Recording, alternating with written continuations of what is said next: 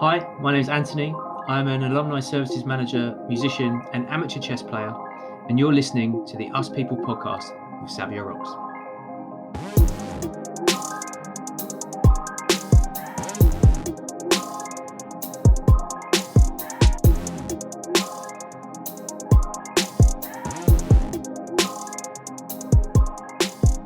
Hey guys, and welcome to another episode of the Us People podcast. I'm your host, Savia Rocks, and today I'm extremely humbled to have Anthony here with me. Anthony is an Alumni Service Manager, well, I should say Services Manager, and also a musician. Anthony, thank you so much for coming on the Us People podcast. How are you? I'm really well. Thank you very much, Savia. Thank you so much for having me. It's a real privilege to be asked to join you. No, I'm always happy to have, especially a guest who's had over 20 years experience, especially within the music and in the education industry. And I know even before we start, even our first question, I know the knowledge you must have, Anthony, must be vast, and the wisdom that you must have. And it's true. It's true. Always give somebody props for what they do and how they do it, because when a person has gifts like that and what they can share it with people, that's something that money just can't buy. So thank you, Anthony, so much, even before we start the show. No problem. So he's gone shy now, guys. He's gone shy. so No, it's nice of you to say. Like, honestly, it is. I never really thought about it like that myself, to be fair. So it's nice to hear that from somebody. So thank you. No, you're most welcome. So Anthony, my first question for you is, could you tell me a little bit about your background and where you grew up, but also how that influenced you to be the person who you are today? Yeah, absolutely. And that's a massive question. I think straight off the bat there. I grew up near where I currently live. I live in Sussex. I grew up in a small town called Uckfield. Just we kind of lived outside the town in a little village, really. It was the kind of place. There was a lot of countryside. It was me and a couple of friends who lived on my. It wasn't even a street. It was kind of like a country lane. And yeah, we just had the run of the place. Really, it was a really quite idyllic place to grow up. I think very fortunate and very blessed to have grown up somewhere like that. Um, and I think that has definitely that setting has definitely shaped me in multiple different ways. Because the sort of stuff that I've ended up doing has been sort of big industries that are focused around society and community and based in cities like London is the music capital of the UK and Yes. one of the music capitals of the world. These are kind of big bustling metropolis type places, and I think not coming from that type of background has definitely meant it's had its struggles in achieving what I've set out to achieve and what I have managed to do. But at the same time, I think it's definitely kept me grounded. I'm the sort of person who I don't mind getting a bit mucky and doing a bit of work and so yeah, I mean, it was an interesting time growing up for sure. My parents still live in the same house that I grew up in. We've had the same Oh, house the entire time. We didn't move. I think we moved house once when I was like 1 years old. From two doors around the corner, they bought a house just around the corner. So we've been in the same place the whole time. It's definitely the root of me and the root of my family. no, definitely. Has that helped you in a way, Anthony? Because, sometimes when we grow up, we move from one area to another area. So then half of your heritage, I would say, is in one particular area. So when you tell your story, like you're telling me yours, Mm. it's kind of like a remembrance. But then because you've always kind of lived in the same area, do you have fond memories? And how does it feel to know that you can always go back to your area and know that your house is still there? Yeah, I mean, obviously that's a real comfort, and it's really nice to know that you've got this base that you've always known, um, and you can always go back there. I mean, culturally, my family's from all over, so even though we were rooted in the one house, I mean, I did have like aunt and uncle and grandparents who lived in South London, Bromley, areas like that. You know, Catford, Lewisham, those sort of areas. So we weren't just all in the little country village together. Our family was sort of spread about, but my family's background, my mum's side of the family was Spanish, so we have a lot of Spanish family over in Spain, and my dad's family are more local, so there was definitely a melting pot of cultures going on there anyway. The Spanish culture was a big thing, Yeah. alongside the more, I guess, traditional sort of Sussex English culture as well. Um, and I mean, for me, when I got older, it was definitely a case of I've been here, I've done this, I've lived here for such a long time and experienced what I've experienced. It's time to kind of break out of that and go and find some new things. And I've sort of I gravitated down towards Brighton and spent a lot of my years, 15 years or so living and working in Brighton. I went to uni there at the same university that I now currently work for. Um, and doing music, got to travel a lot, got to see a lot of cool places, touring, playing in bands, playing in venues. My wife and I went and lived in Berlin for almost 2 years Wow. for a bit as well to do, my work opened a college there. So I went to work there for that for a couple of years. So I think in later life, my the fact that I was only based in one place definitely made me have this real want to go and explore more, but that also was challenging because maybe I wasn't the most outgoing person, or the sort of sometimes going to big cities and stuff is kind of scary for me, or used to be anyway, not anymore. But Oh. so it's Oh. there's pros and cons to it. There's pros and cons to it. I think when you're a quiet person or reserved, you're more observant about the world, and that helps you within your music, I think. Yeah, I wouldn't describe myself as a quiet person. Ah, Um, I like maybe, that. maybe, yeah, no, I'm definitely known for being very, very loud. But I'm quiet when I want to be quiet. That's the thing, No, if it's yeah. if I'm talking about a subject I know about, or if I'm doing something that I love or that I enjoy, or that I'm passionate about, then I'm definitely the loudest person in the room. And when it's not my time, it's someone else's time, and that's when I'm quiet. No, that's definitely fair enough. I think everybody should have that spark within them. So my next question for you, Anthony, is when you look in the mirror, tell me about the person that you see. And what does your reflection say back to you emotionally? And how do you feel when you see your reflection looking back at you? Wow. Wow, you cut deep in the two questions. You go deep, don't you?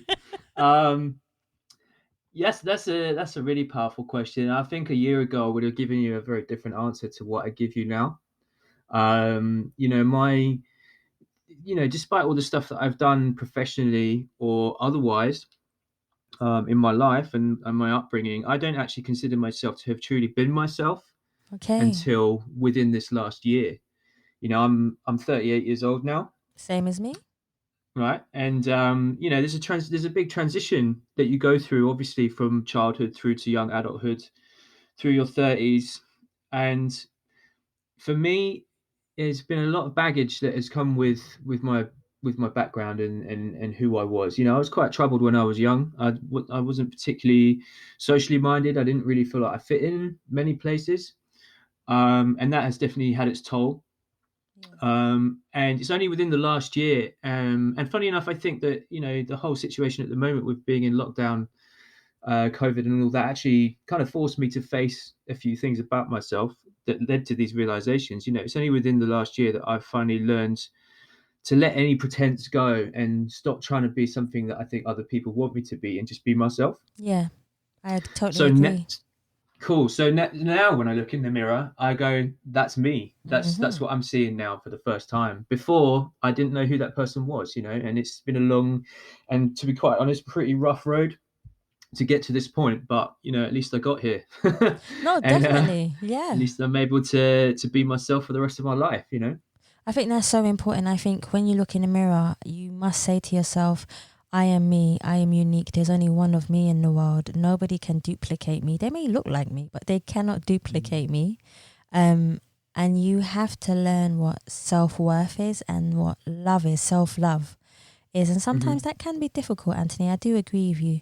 Um, yeah. Yeah. Yeah, 100%. I mean, it's it's uh, it's oftentimes the quite a simple thing to realize when you know the answer. If that makes sense, it's like I always have the analogy of life is kind of like a magic trick. When you see how it works, it's really obvious. Yeah, But if you simplified. don't, Yeah, yeah, but if you don't know how it works, you can't put it together, you know, and it kind of chips away at you, and you think it's a big struggle, and you think it's a big question until you answer it, and then you realize, oh, that's so simple. It's just about here and now and myself, you know? yeah. I've never Yeah. actually thought of it like that before. Nobody's ever actually said it to me like that before. So that's a really good way of seeing a transition within yourself. I must use that. Thanks, Anthony. Yeah, no worries. You can have it. Thanks, Anthony. So let's break down what you do, Anthony, because the reason why I'm going to say this is Anthony is multi-talented, and the reason why I say this, Anthony has over 20 years experience within music as a performer, writer, manager, artist, designer, promoter, events manager, booking agent, teacher, project manager, and the list goes on. Okay. I Yeah. How do you deal with your time, because you are very talented in each and every aspect of what you do. But could you break down for me a day in the life of Anthony? I can try. Okay. Um, I mean, yeah, if we talk about let's just talk about that 20 plus years experience. It's very different from what I'm living now. Yeah, Um, I'm the sort of person who feeds off of passion, right? If I get a passion for something, I don't let it go until I've pushed it as far as I can push it, or learn about it, or developed it as far as I can go with it, with to whatever level of success that might be, or level of competency, or even mastery. Yeah. And for me, a day is waking up with whatever that passion might be at that time, that burning thing that I have to do, that's in the forefront of my mind the moment I wake up, and it's everything I focus my attention on until I go to sleep. I like that. you know and I must admit, sometimes it's difficult when you've got other things that you need to do, and also want to do. Prioritizing kind of takes a back seat sometimes when you're a bit single-minded on, right, this is the thing I want to do right now, so I'm just going to do that. Um so and it will change. It's changed a lot throughout my life. It changes sometimes on a daily basis. It changes sometimes over several years. you know um and since kind of leaving home and moving down to Brighton and going to college and starting playing in bands and touring and going to uni and work, then starting work, and then trying to find employment, and build a career. It's just kind of been like that. I've just been chipping away at the things that I want, led and driven by passion, really. um Although, given what we just spoke about at the start, underneath all that, there's also been this kind of burning desire for acceptance that I've had throughout my entire life, because I felt like I never was accepted anywhere. So it's kind of the two things combined, I guess, married into to make me someone who's achieved certain things, you know. And I say that it's very different from now, because, like I said, I feel like I'm a different person within the last year than I was for the last 38 years of my life. And now, I still have my passions and my things that I do, and my mind still does think like that quite a lot. But I am blessed to have a really, really nice life with my loving wife, Amy. We've got a puppy called Joey. I've got my job Oh, that I really enjoy. I play chess and I stream chess, and those are the things that I love doing, and I'm just happy to do them for fun more than anything else now. Whereas before, it was all about kind of ambition and self betterment. I think sometimes when you do things for fun, you actually achieve more quicker, and because you're enjoying it, you don't even realize the journey that you're actually Mm. succeeding quicker. Yeah, and To I think I yeah, lost sight of that a lot along the way. There's so much I would have done differently if I was trying to achieve in this field or that field. And I think a lot of the times, especially as a younger person, I got too wound up with the need for achievement and the need to do things better, and etc. etc. All the things that you list are skills that I have, I would say, But I don't think I've ever pushed any one of those things to a level that I ever really could have done if I just done one thing really, really well and done it properly for the right reason. So I'm multi-talented, etc., as you say, but I'm not. I don't think I'm master of any of those things. And in my music career, it was very much sort of low-level kind of stuff. Our own stuff, our own tours, our own releases and stuff like that. I was never, I was always like playing this sort of small venue circuit, working alongside it and doing lots of different things. I mean, but that's success to me. It's not about being famous at all. It's just about being successful, right? And so but I used to push things and push things and push things, thinking that like, oh, I need to achieve in this. And often that meant that that thing wouldn't go the way that I would want it to. And actually, if I had known this and sort of gone, let's just leave the achievement out of it and do it for the love, Yeah. which is always where I start, which is always, I used to start with the love, and eventually I'd end up just losing that and just doing it for, I think, the wrong reason. And that's probably a reason why I've switched between so many different job roles and things that I've done. But as a positive, it has given me a big skill set. So Yeah. you've got to take that. Sounds good to me. I think it's a journey that you're just going through, and when you're just finding Hmm. yourself, I think it's perfect. There's there's no right journey. There's no right way of doing something. I think yeah. No, there isn't. There is the way that you're on, and that is all. You know. Yeah, I agree with you. I think it's just about enjoying it Yeah. as much as you But can. again, when I mean, only ever speaking from my own experience. No one ever. Well, people might have tried to tell me that when I was younger, but when you're young and headstrong, you don't listen to That's true. stuff like that. That's definitely You have, true. yeah, you have to find that way by making a lot of mistakes and doing things the wrong way to realize that there is just the way, and that is just by being yourself and doing what you enjoy and you know getting on with things in the right way, which is the way. I'm being a Yeah. bit esoteric now. I've gone a bit off tangent No, it's and fine. Do you know what? Actually, getting a bit Anthony, abstract about it, but I like the fact when people go off on a tangent because that shows me their passion. yeah. So one of my passions is philosophy, Ooh, and okay, let's dig into this. the Okay. the whole concept of the way is obviously like a Taoist philosophy. They call it the way, but Yes, it's interesting that I can't quite describe it because in Taoist philosophy, if you are able to give the way a name, then it is not the way. So I I like think that. that's quite interesting that I can't actually describe what I'm trying to say because you can't put it into words. You can't describe what I'm trying to describe. You know, Can you put it into emotion emotionally? it's it's everything and nothing. It can't ever be just one thing, I but like it that. is one thing and it's nothing. That's a good concept. I do like that.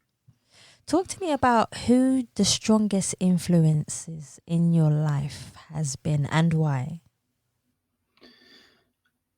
Um,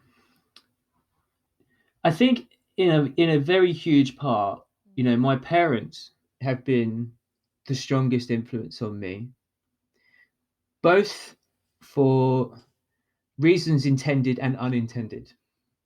I think Okay. because of the kind of upbringing and the place that I lived and the sort of smaller life, I guess that I had in terms of. I mean, I'm not saying it was a small life. What I mean is, it was a small community where I grew up. In my household, it's my mum, my dad, me, and my sister. So they, being the people that I was around the most, they were definitely a huge, huge influence on me. My mum just enabled me to follow my passions and do things that I wanted to do for the most part. Some things she didn't agree with, like she didn't want me doing martial arts, for example. She didn't, or computer games with another one. She thought that they weren't beneficial, and I kind of respect her Oh. for that. I ended up doing a lot of other things. Like I did a lot of like music. She encouraged me to play music. I came home one day because someone was speaking about giving cello lessons at primary school, and I didn't even know what a cello was. And I turned up to my mum and said, "I want to play cello," because my mate Andrew was already playing it, and I was like, "Oh, that sounds cool." Didn't know what it was, so she went and bought me one. and just encouraged that straight away. She didn't have a lot of money, or we didn't have a lot of money when I was young, but she found a way to get me a cello so that I could learn how to play it. Sports. I used to play rugby. I used to play basketball. They'd always take me to do my pursuits and encourage me in them. And in learning in general, it was very much, if you can go and learn something for yourself, it will give more value than if someone just tells you the answer. You know. Yeah, that is true. Yeah. So their influence on me in that way was definitely very, very strong. Um, um, and yeah, I mean, alongside them, I'd say great musicians that I was into have been a huge, huge influence on my life. Um, Bass players like Flea from Chili Peppers, Yes. Cass Lewis from Skunk Anansie, Yeah. um, Timmy C from Rage Against the Machine. Oh, you're naming some good ones. Yeah, well, these are some good bass players, and this is some good music. So, in my opinion, but yeah, when I was 14 and I started playing bass guitar, I basically picked up one of my dad's old Black Sabbath records that he had lying around. Yeah. I say lying around; it was very carefully kept in a cupboard. Um, but and that got me into playing bass. So those kind of people became my idols, and I kind of styled myself on them quite a lot. Sort of started playing bass, started getting into punk, started playing rock shows, metal shows, trying to live that life. So that was a huge influence on me as a young man, like or a teenager, really, like a turning point, um, coming out of childhood. So I can't underestimate their influence on me at all. And then I think, sorry, I was just going to say, and then I think, like as a final answer, I'd say, in later life, it's definitely my friends and my wife. To be honest, Of now, course. yeah, she's the person who I definitely attribute being with allowing me to find who I am and be myself. If it wasn't for her, I don't think I would have got there. So her influence is everything too. I, I hope she listens to that part, especially when she hears the podcast. Well, yeah, I mean, I've told her that I think in at certain times along the way. Yeah. Um, but I don't know if I've ever said it with a particular emphasis or gravitas that I think I could put on that statement in this interview. See, only Mm. only real and true love could say it like that.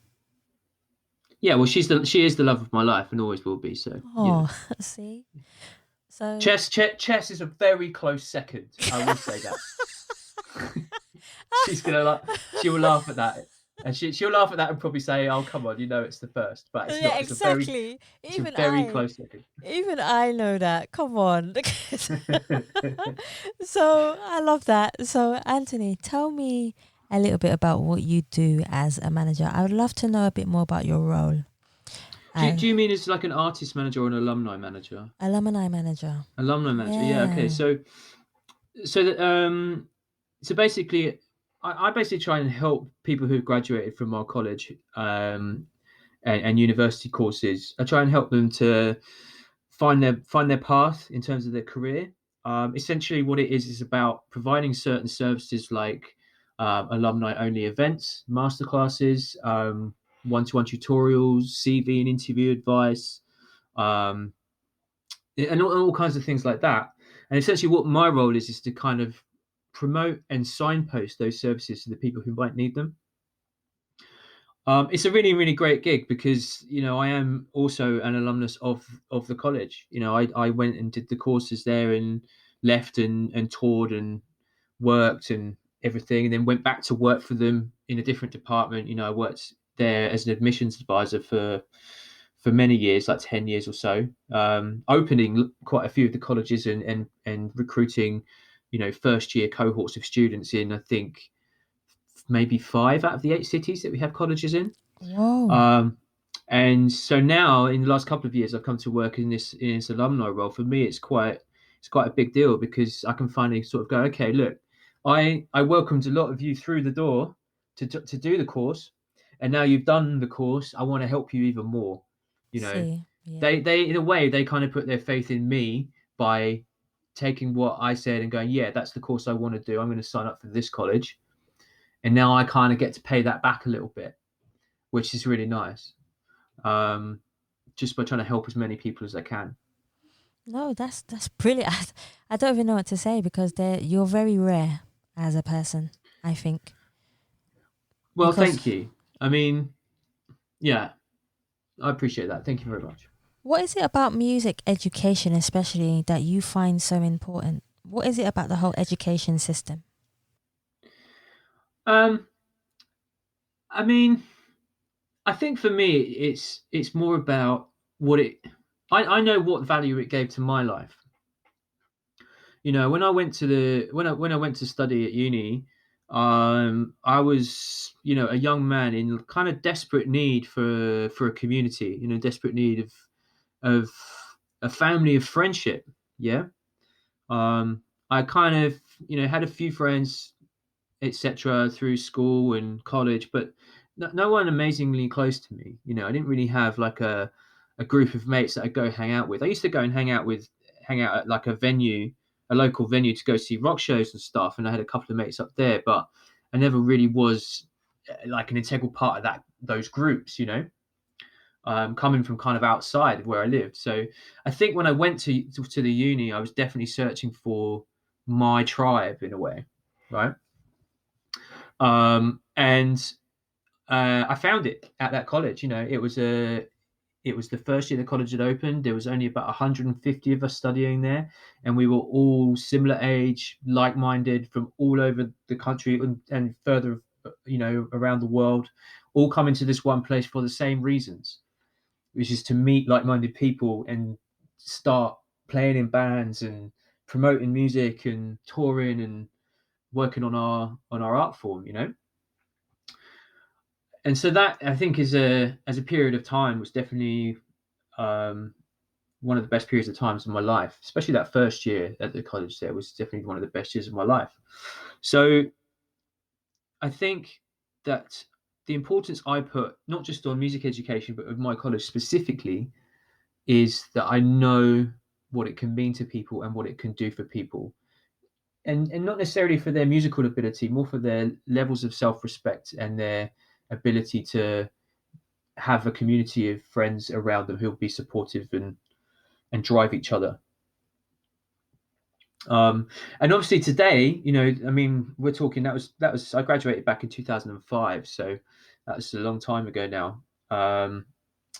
And today the courses that you can study are infinitely better than what we had on Oh, offer. they're You amazing. know, yeah, we were like guinea pigs for this degree course that were being They're run, and amazing. now I'd much rather study the course now because they've got access to so many more resources. The community is thousands of people strong. Yeah.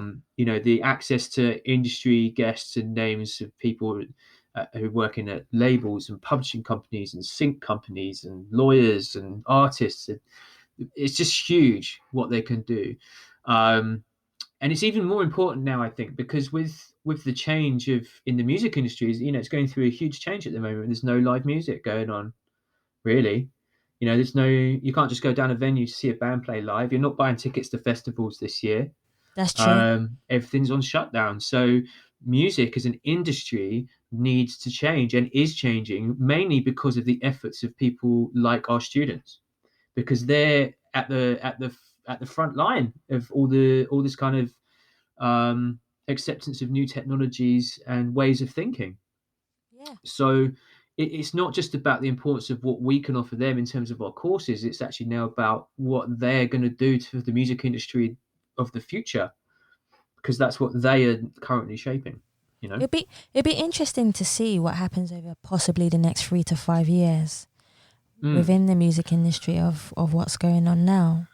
Yeah, I think that, I mean, like a lot of other sectors, I mean, working in education, it's not just a music role. You do a lot of project management work. I mean, work for a company, so there's obviously the sort of business ins and outs as well. So this is kind of applies not just to music, but I think across the board. We've all had to embrace a new way of working, and I think say everything went back to the way it was tomorrow, but we had the knowledge that we've gained over this time, then everyone, we wouldn't do things the same way. And I think if we just went back to doing things the same way, that would be a real shame. That would be us not learning from the situation we've had to go through and taking the benefit from it. You know, I mean, I'll give you an example. I think that companies and people in general are more trusting of their employees to manage their time and work hard whilst they're also managing their personal lives around that, Exactly. because they've had to do it. You can't say to someone, go and work at home for 3 months, but then, oh, you've got childcare, or you've got pets, or you've got elderly relatives, or whatever, and expect them just to work 9 to 5 and not deal with their personal lives when they're all just in that one space all the time. Exactly.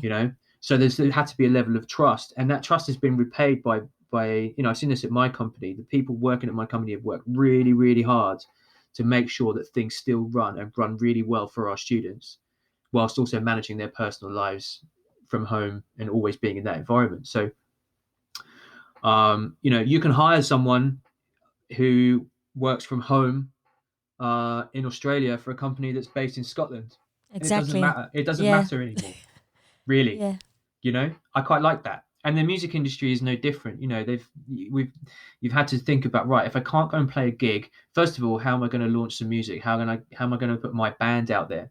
Or what else can I do to like be a musician and create an income? Everyone's streaming movies and playing computer games and all this kind of stuff. It's a huge industry now, massive, way bigger than it was before lockdown. That's true. And so musicians are like, right, well, now I need to be writing and producing and getting my music in sync libraries and publishing companies, and everyone's supporting everyone else in doing exactly that thing. It's not a competitive thing of, look at me, I'm better than you, so I've got to get all the gigs. It's like, we're all in this together, so we all should work on it together. And I think some of the stuff that we're seeing is amazing. I definitely agree with you there. I have a next one for you. So Okay. I've never actually really asked anyone this question, but I feel I can ask you. So if life begins with a chance in order for you to succeed, who do you believe has given you the biggest and the best chance in your life for you to be who you are? I know you mentioned your wife, for you Yeah. to be who you are now, but also for you to evolve as a person and be your best self. Easy. Oh, Myself. I like that. It's got to, it can't be anyone else. If you can't give yourself the best chance, then no one else will give it to you. That's perfect. That is a It's got to perfect be. answer.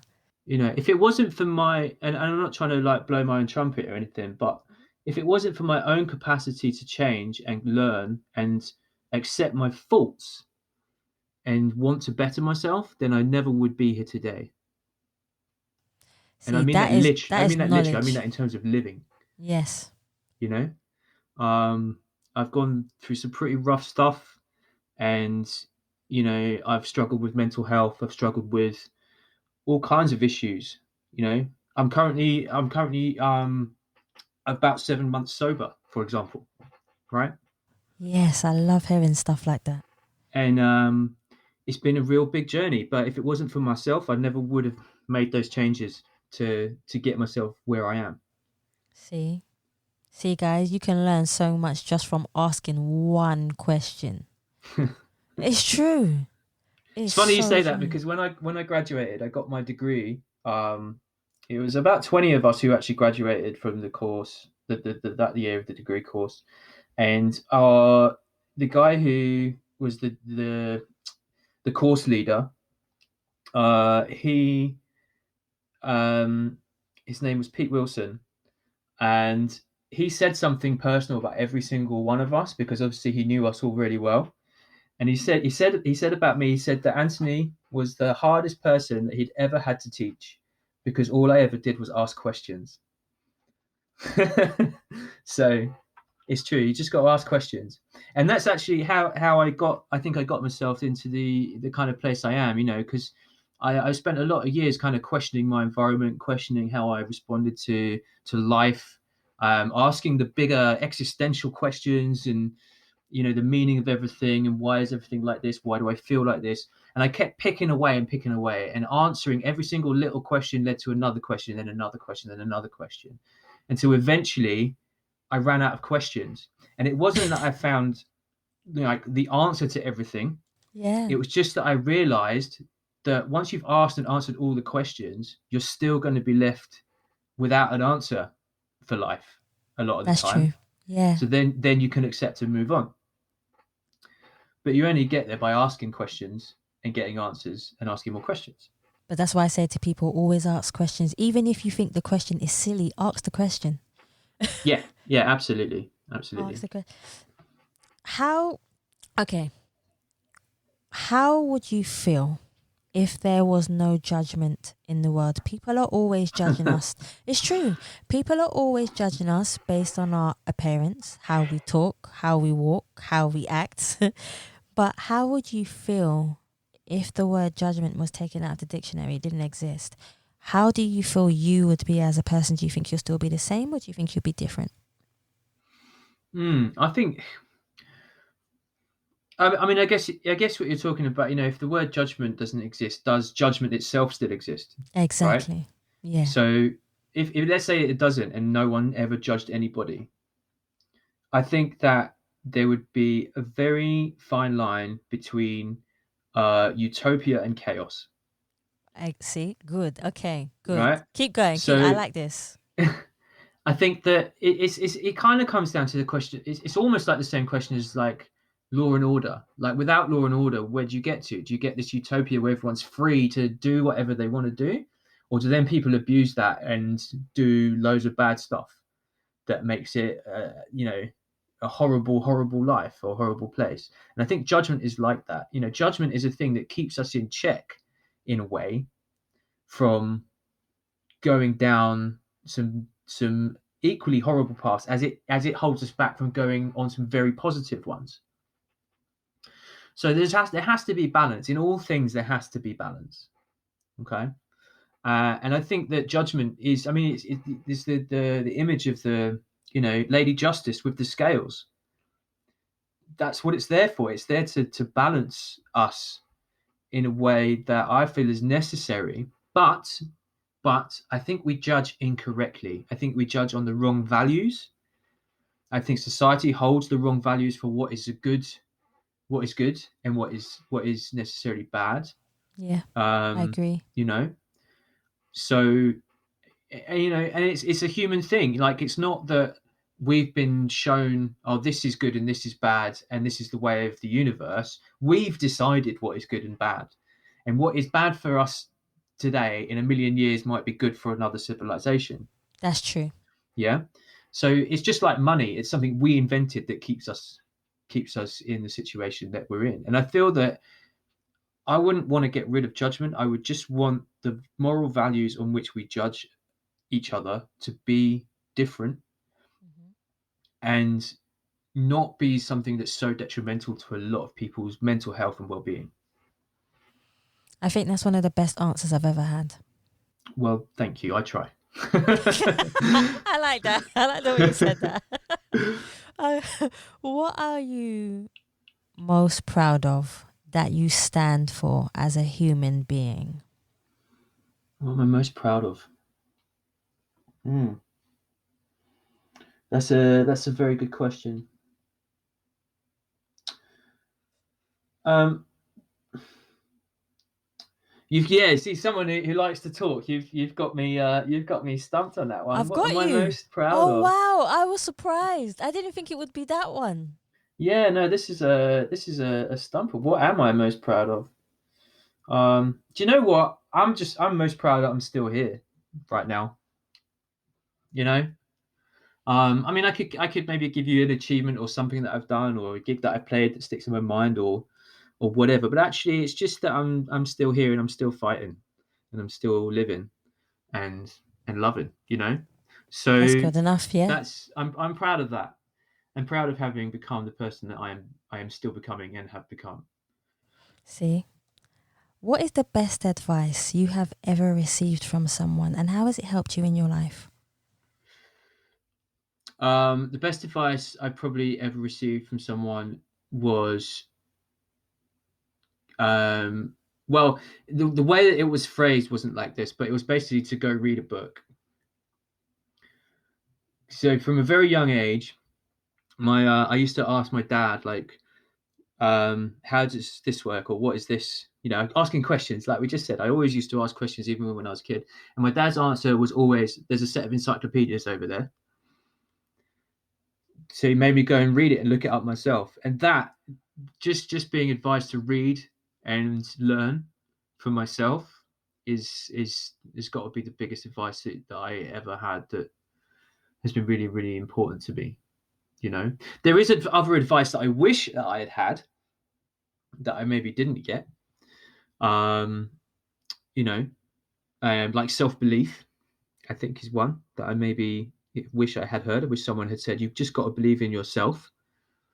Because I didn't. I don't think for a long time. I think I understand that one definitely. Yeah, but definitely read a book.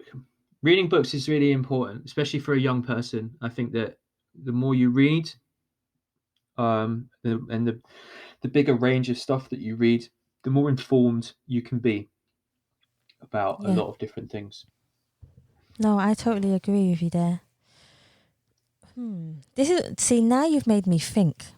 Now you've made me go, maybe I'm stumped now and I don't know what to ask you next. so so tell me, when was the last time you remember totally feeling at peace with yourself? um, well, again, this is all very, very recent. Um, and I never felt at peace with myself ever until probably about 4 months ago. I basically lived my whole life being at war with myself. Yeah. Um, and that's it's been a difficult journey, until, like I said, I asked all the questions that I could ask, and I answered all the questions that I could answer, and then only a few months ago did I ever really find peace with myself. You know, I think I'm still in. To be honest, I think I'm in that pocket. I'm in that pocket now. As long as you're on the journey to finding it, I don't think there's a set time to find it. No, and I think that the mistake that I made, and definitely the mistake other people have made, is they're trying to find it, Exactly. and by stopping looking, you find it. Like that's for me. This is funny for me, but it's like finding a partner. Yeah, yeah, yeah, the reason right, yeah, the yeah, reason why I say this is, for me personally, from my own point of view, every time I was like, yes, I'm gonna find maybe somebody, it never happened. uh huh, And then a day where I'm completely, you know, at peace with myself, in a sense where, you know what, it's cool. When it's happened, it's meant to happen. I don't care no more. Boom. yeah. And that's no, that's there's a very significant reason for that, I think, and I think Yeah, it's just about perception. It's about how people perceive you and how you perceive what's around you. And if exactly. you're in that moment, I guess the Japanese used to call it, I think it's mushin. It's like a martial arts term, which means no mind, right? And it's when you're right in the pocket of just being, that you don't really notice anything. Do you know what I mean? Do you sometimes Yeah, catch yourself coming out of those moments going, "Oh, where was I for that split second?" yeah. That's But I those kind of those like it. moments. But it's at those moments when you are at your purest, and it's at those moments that people who see you want to know you and will find you. You Yeah, know, every person has a natural magnetism that is strongest when they are just most themselves. And most people are only most themselves when they don't realize it, or are not looking for something. And yeah, I'm going a bit off tangent, I think, but uh, I guess I guess what I'm trying to say is the universe provides in those moments. It gives you what you might want when you stop looking for it. And I think human beings live their lives in three different states of being. They either live in the past, the present, or the future. Okay. In my experience, a lot of looking back at the past meant I was living in sort of the depths of depression. Looking towards the future meant I was living in the heights of anxiety. But you only ever find yourself here and now. That's the only place you will ever be and have ever been. Yeah. So when you go back to that moment, that's when you're most pure and life will happen, because that's where life happens, you know? See, that's good. It's amazing to know how a person's mind works, Anthony.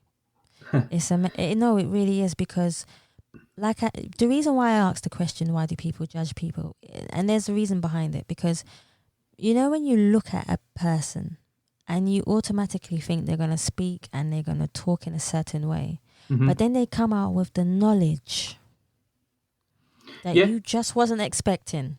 Yeah. No, absolutely. And I've been told this a lot by people. My wife tells me this. She says that she can see when I meet someone that I am very, very good at seeing right to the core of someone. But she says that it's not a stereotyping thing. It's not me looking at someone and necessarily judging them. She says that I can actually look at someone and like I just know, I just got it, right? To the point where what am I trying to say here? Um, so I find that every single person is a human being, no matter what you look like, no matter where you're from, no matter how you sound or how you smell or whatever, you're a person and you deserve to be treated with the respect of a person.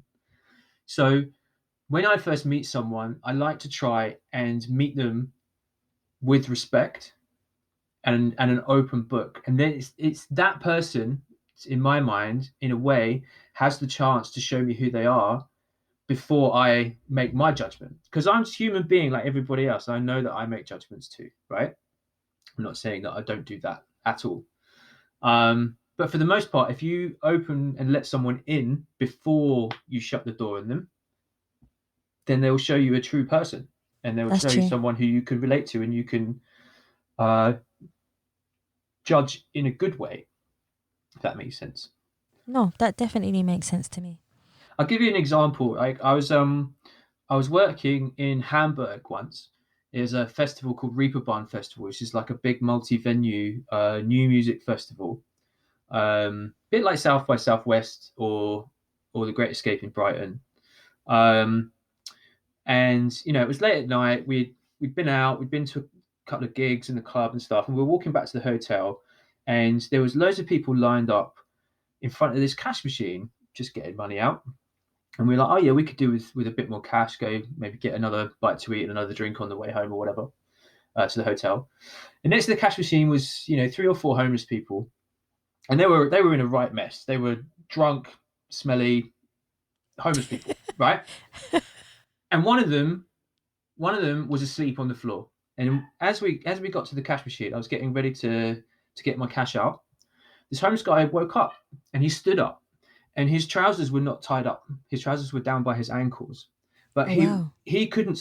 I don't think he could see in that moment. He was either so drunk or whatever that he was really having a very big struggle. And I looked at him and I saw someone who was struggling and was losing dignity, right? So I went over to him and I picked him up and I pulled his trousers up and I did his belt up for him and I went and bought him a bottle of water, yeah, because he couldn't do Yeah. it for himself and no one was helping him. There was like literally thousands of people on this street and no one was helping him, right?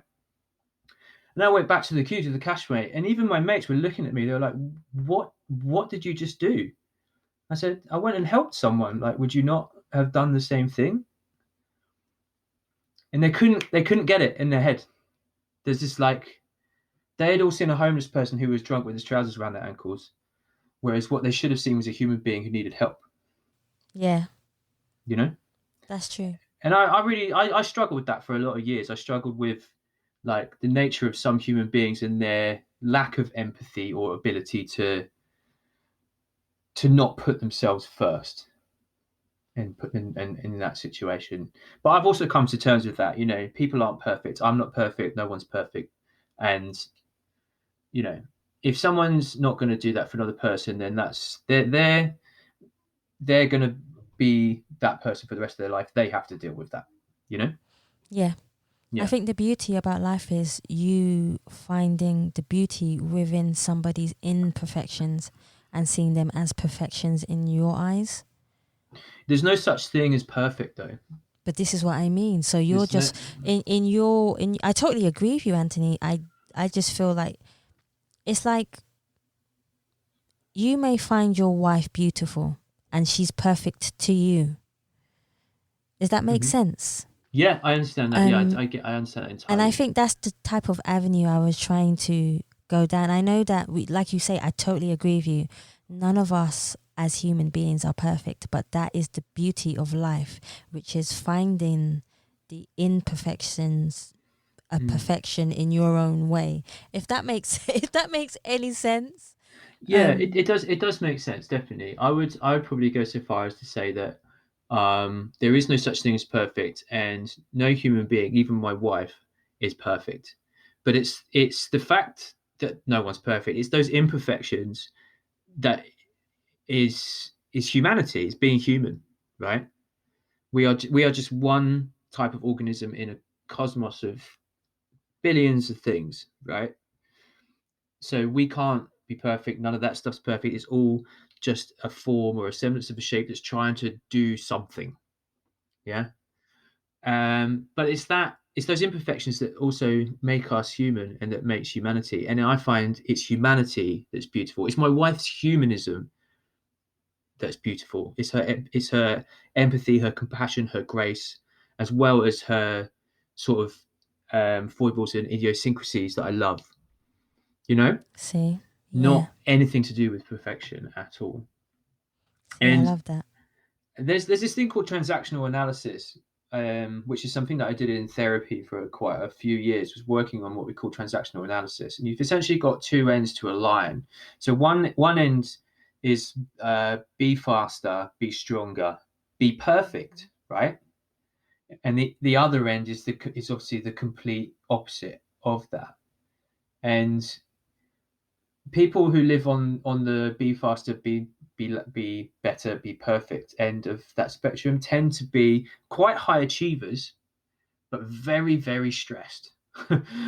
Tell me Okay. about it.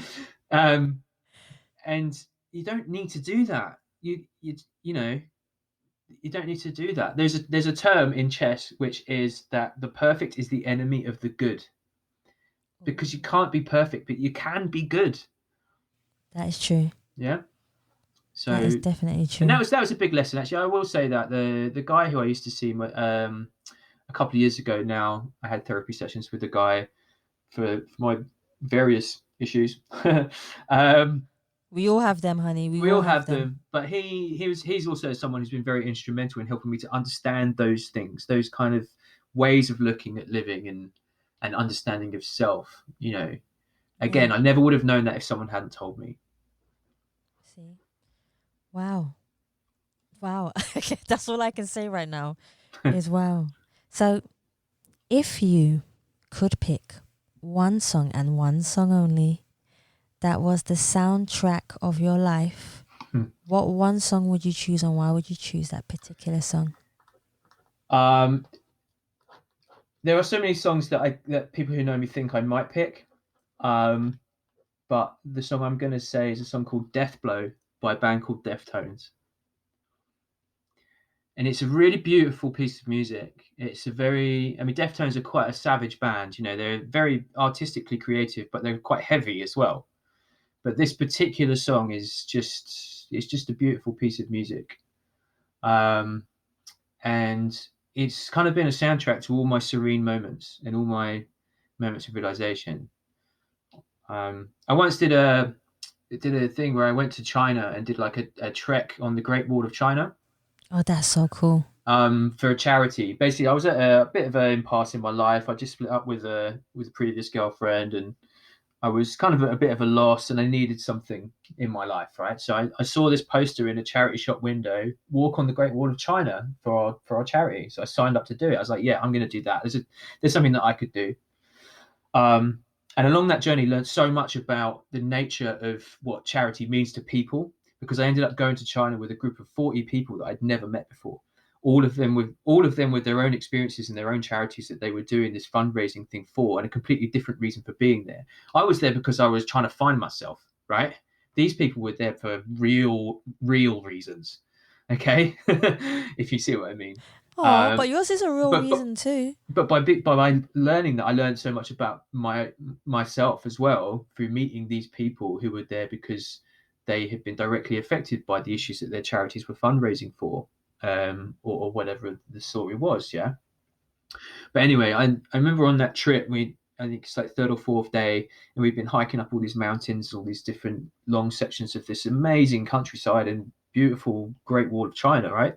And we go up this one section that's really, really steep, and I just get crippled by a fear of heights that I've had since I was really, really young, and just lost it at the top of this mountain, right? I was just in floods of tears. I was shaking, um, and no one could calm me down except I basically made the decision to put that song in my headphones and go and stand right on the edge of the staircase that basically I just walked up. That was incredibly steep, and I stood on the edge and just looked out as if I was looking into the void, listening to that song. And it couldn't have been any other song. Oh wow. See, that's a good one. I'm gonna put that in my Spotify playlist now. Oh, cool.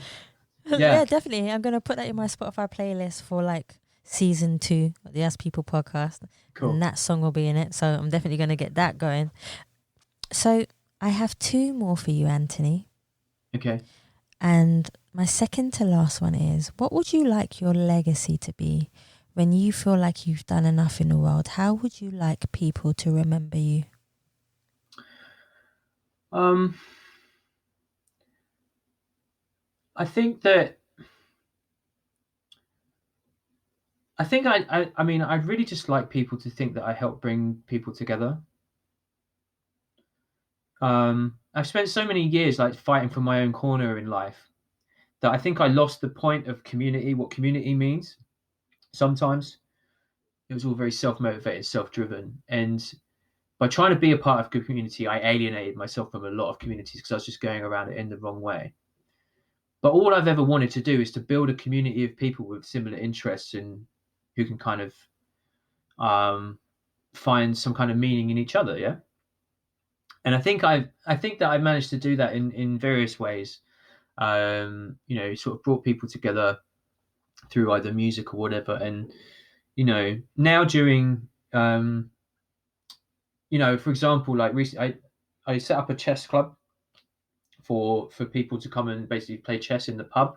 People who didn't want to like engage with the kind of really I struggle for the word particular world of actual club chess. People who just wanted to have fun and have a drink and meet people and play a game. And that was a really big deal because that was a community of people again, just like the uni thing, going to a place, meeting like-minded people and connecting. And I'm trying to do that now. I've recently just started a new stream on Twitch where I want my people that I know who might be willing to join me to come and say hello and connect with each other again. Because I found that people have kind of separated a lot over this time. We all started out in lockdown doing video calls, and I remember like the first weekend of lockdown, I think we had a house party across like 4 houses, all by video phone. I was on like a 12-hour long video call with my mates because we all couldn't bear to be apart from each other, and that's all stopped now. No one's doing that anymore. At least in my world. It's like we've all become a bit separated. So I want to try and bring people back together. I think, and I'd like people to remember me for trying to do that. See, that's good enough for me. But that's amazing for me, to be quite honest. For you to be able to be remembered the way that you want to in that way, I'm sure you will. Yeah. I'm sure you will. But it's not up to me though. It's not up to That's anybody true. really. You do That what you is do, and true. you be remembered how you're remembered. And Because you're not there. So yeah. yeah, I mean, I think that's the true. If there is such a thing as afterlife, that's what it is, and it's the memories that people have of you. That's the only afterlife I think there actually is. Okay. We're going on. Yeah. Like, I'm not going to get too much into religion because we'll be here for another day. But uh, It's um, okay. the whole concept of a life after death, I think, is not true, apart from the memories that you leave behind in other people. Okay, and my friend did point out to me that that is actually just the plot line to the movie Coco. Yeah. Um, but in Coco, it made a real afterlife, if you see what I mean. Um, but what I'm getting at is something a bit more transient. You don't actually exist. The memories of you do, Exactly. and that's your afterlife. You I know. like that. I like that. So, my final question for you, Anthony, and I can't believe the time has gone so fast. Yeah, yeah. My final question for you is, where can we find you on all your social medias? And if anybody would like to contact you the way that I have been humbled to have you on the Ask People podcast show, where can they find you? You're kind. Well, I mean, I'm not really on a lot of. Well, I haven't traditionally been on social media for a couple of years. I cancelled most of my stuff. My LinkedIn page is definitely one you can always message me on. That's fine if you're on there. But obviously, like recently with the new streaming thing, I've just set up a new Instagram, which is Ant Plays Chess, so you can come and say hello on there. If you want to drop into one of my live streams, you can come and do that. It's twitch.tv/Ant Plays Chess. Come and say hello. You know, stuff, places like that. I'm more than happy for people to come and say hello and chat and whatnot. Cool. Anthony, I don't even know what to say. This conversation has been most probably one of the smoothest and easy. You know, it has, and easiest flowing conversations. Sometimes you do have I mean, just in general, in life, and it can feel difficult and feel long. But this conversation I've had with you, I feel has been easy. Well, that goes back to exactly the theme of this conversation, is that you ask the right questions. See? You see? I Yeah. like that. You got me back there. I like that. Anthony, thank you so much for coming on the Yes People podcast. It has been an absolute pleasure. Thank you. No problem. Thank you so much for having me on the podcast. I really appreciate it. No, you're more than welcome, guys. Thank you so much for listening to the Ask People podcast. And please remember, you can subscribe and leave us a review on Spotify, iTunes, Google Play, and any other platform that you prefer listening to. Please also follow us on Facebook, Instagram, and Twitter. And you can also donate to the Ask People podcast by simply going to the Savia Rocks website, or just typing in paypal.me/us people podcast. Guys, thank you so much for listening. Stay happy, stay positive, and as always, please continue to be kind to one another.